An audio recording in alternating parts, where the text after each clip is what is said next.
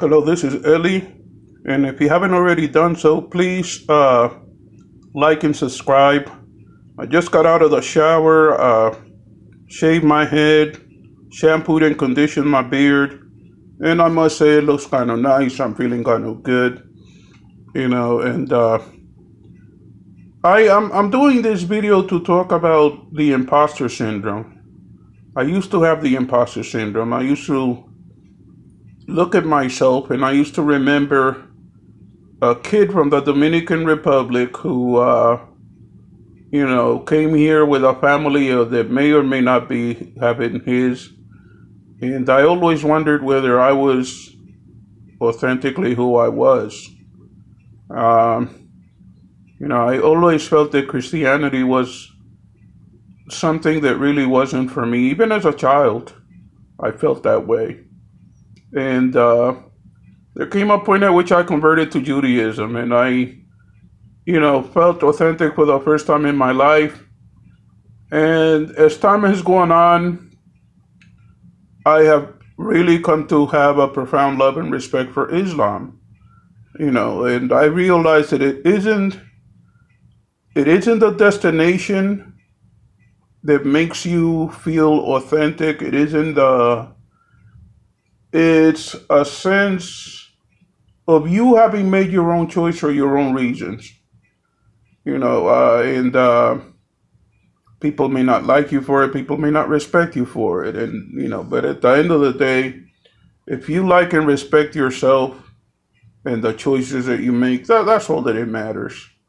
And I think the imposter syndrome sometimes might be an issue of where you are in life.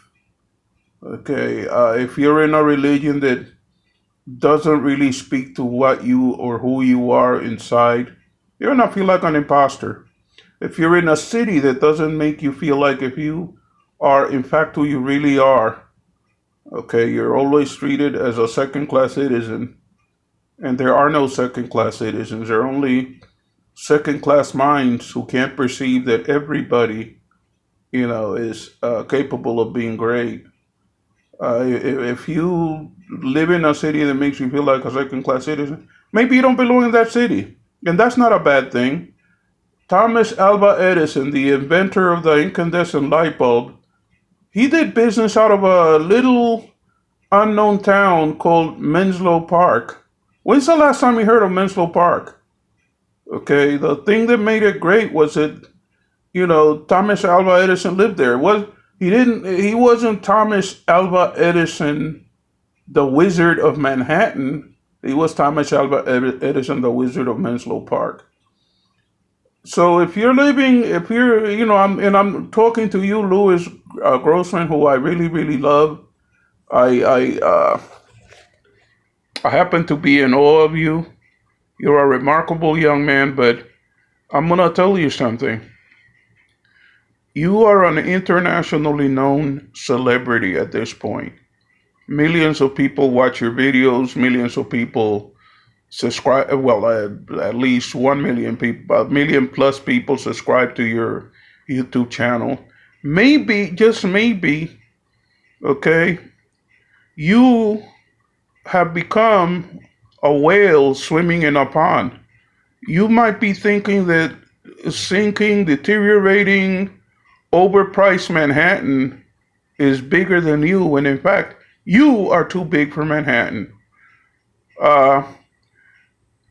Dude, you're living in the age of the internet. You're living in the age of computers. You could do business out of Nowheresville, Texas, and probably still be just as successful, and probably a hell of a lot more than you are right now. People have access to FedEx. People have access to the United States Postal Service, and they can get stuff to you, and you can get stuff back to them. Okay. You don't allow New York City to define you. You define yourself. Let your presence define the place that you're at. Have you ever heard of T. Boone Pickens? passed away not that long ago. T-Boone did something that was quite remarkable. He was one of the creators of, the thing of, let's call it the industry of taking over corporations. Okay, T-Boone Pickens did business out of Amarillo. He put Amarillo on the map with his presence there. Okay, find yourself a little city. You're obsessed and you love Manhattan. Fine, find a little city in like Muncie or something. Do business out of Muncie. You'll save on overhead. You'll probably make more money, and you won't feel like an imposter anymore. Get the hell out of New York. New York City's calculated to make people who don't have money feel like imposters. You go to a restaurant, and unless you have a big name, the wait staff treats you like shit more often than not. Service businesses treat you like shit. The real estate business, which is calculated to make people feel like shit so that they can accept whatever crap product or real estate they try to make them rent. They make you feel like shit. That's part of manipulation. Get the hell out of New York City. You are a whale swimming in a pond. You remind me of the story of the ugly duckling. There was this big, ungainly duck who couldn't swim. I mean, what am I saying? Couldn't.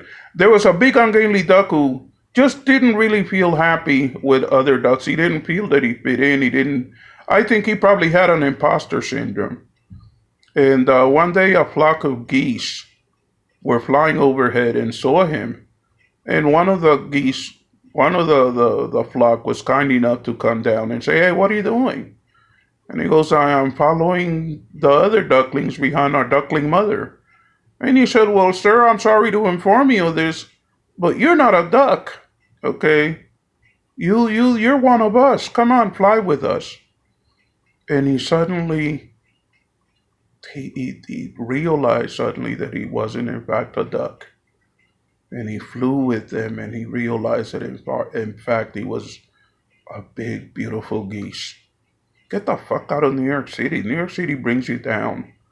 If you live in a place that has you wondering whether you're an imposter or not, that's the wrong place to live. Get the fuck out of there. And I promise you something. You're in your 30s. Move the hell out of New York City. Go somewhere, a small, nondescript town. Do your business on the internet and through the mail. And one day, you're gonna be amazed. Okay, the Colonel from Kentucky Fried Chicken was in his 60s before he made his first millions. His first million, yeah. So even though you're in your 30 and you're starting to feel like if you're middle age and all of this shit, you're still a kid. You got plenty of time. Get the fuck out of New York City.